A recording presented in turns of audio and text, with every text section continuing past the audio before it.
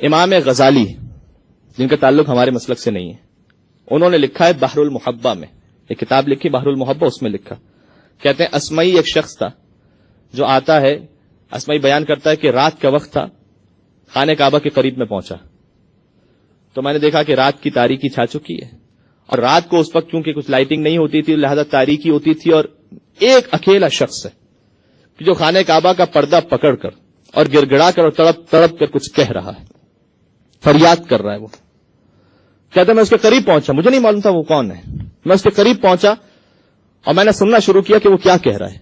تو امام غزالی لکھتے ہیں کہ وہ نوجوان تڑپ کر کہہ رہا تھا کہ الہی و سیدی و مولایا نامت العیون وغابت النجوم وانت مالک حی قیوم لا تأخذک سنۃ ولا نوم غلقت المملوک ابوابها واقامت علیہا حراسها وحجابها وقد خل كل حبیب بحبیبہ فبابک مفتوح للسائلین۔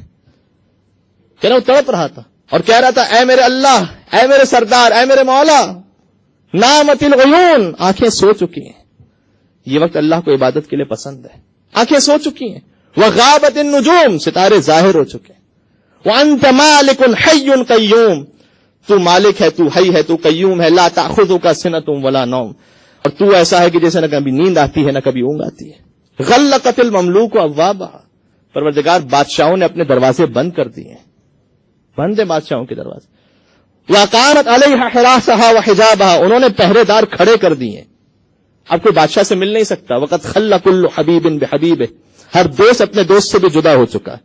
فبابک مفتوح للسائلین، لیکن اے مالک تیرا دروازہ وہ ہے، دن ہو یا رات ہو، سردی ہو یا گرمی ہو، خزاں ہو یا بہار ہو، تیرا دروازہ ایک سائل کے لیے ہمیشہ کھلا ہوا ہے، ہمیشہ کھلا ہوا۔ فہا انا سائلک ببابک، تو ایک سائل ہے جو تیرے دروازے پر کھڑا ہے، تو سوال کرے گا کیا لے کر آیا ہوں؟ مذنب فقیر، گناہوں کا انبار ساتھ میں لے کر آیا ہوں، فقیر ہوں، خاطئ مسکین، خطا کار ہوں، مسکین ہوں، ایک چیز مالک ساتھ لایا ہوں، جئتک ارجو رحمتک یا رحیم وان تنظر الی بلطفک یا کریم، پروردگار اپنے دامن میں تیری رحمت کی امید کو لے کر آیا ہوں کہ تو نظر کرم کر دے مجھ پر۔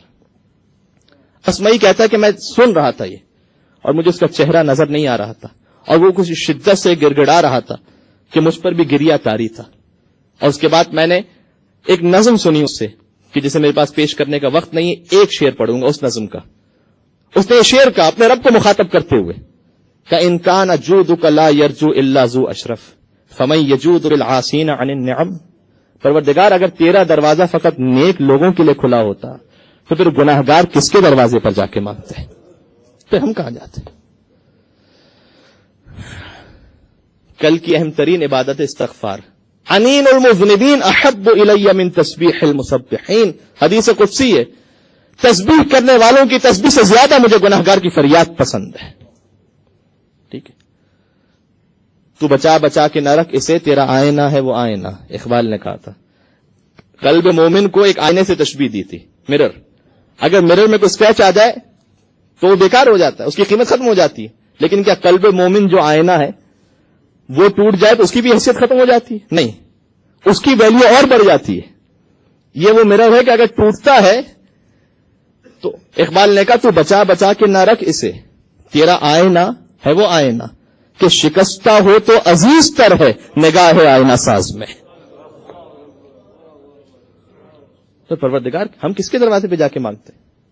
اور اس کے بعد وہ گرا، تڑپ کر گر گیا، غش آ گیا اسے۔ اسمعی کہتا ہے میں قریب پہنچا، میں نے اس کے سر کو اپنے گود میں لیا، اور چاند کی جب روشنی پڑی تو میں نے دیکھا کہ وہ کوئی اور نہیں، میرا بیمار امام سید سجاد۔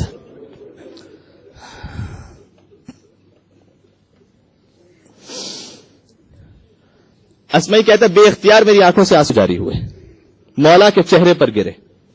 جیسے ہی مولا غشی کے عالم سے بیدار ہوتے ہیں تو مجھ سے سوال کیا کہ منزل الذی اشغلنی عن ذکر مولایا، یہ کون ہے جو میرے اور میرے خدا کے ذکر کے درمیان حائل ہو گیا؟ یہ کون آ گیا؟